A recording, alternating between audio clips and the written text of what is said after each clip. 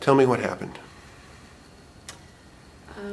The evening of Saturday, February 1st, 2003, I got a phone call that my husband was on his way home. He had actually called me on his cell phone, called me, told me he was on his way home from a field trial from Upper Michigan, that they had just stopped and they ate at their favorite Italian restaurant when they were heading home, but the roads were icy, rainy and icy.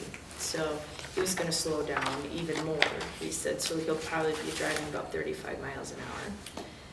And So you talked to him on the way home? yes. And this is, the date again is? It was Saturday, February 1st, 2003. All right.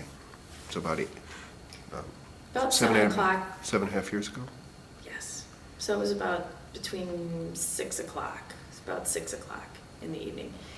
And so about 20 minutes after that, I had gotten a phone call from the friend who was riding in the vehicle with my daughter and husband, and he said that there had been an accident that has got quite a goose egg on her forehead.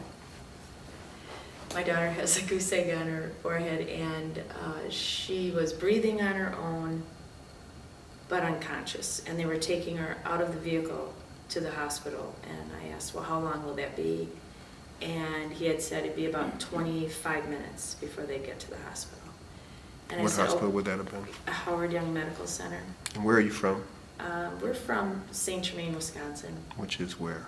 Is north of Madison, our capital of Wisconsin, about 3.5 to 4 hours away. Quite a haul. So when I was listening to him, I was planning on calling the other Sunday school teacher and rearranging the next day's lesson at Sunday school and preparing to stay overnight at our local hospital. And then I made some phone calls and said, to my family, which I have a large number up in the North Woods, so called them and told them what was going on and that I was going to be going to the hospital. All right, and so this is 6, 7 o'clock at night? Mm-hmm. Yes. And for what you know, it's your daughter, and we're calling her Nancy, who's been hurt? Is that right? Yes. Nothing about your husband? Nothing about my husband. All right, go ahead. And I got to the hospital.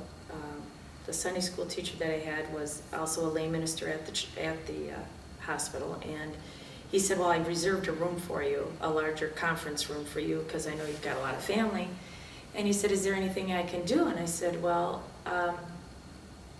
let's call the minister and have him come over to the hospital. And when I got there, he showed me the room, and he said, it's a lot worse than what you think it is, and I want you to prepare yourself.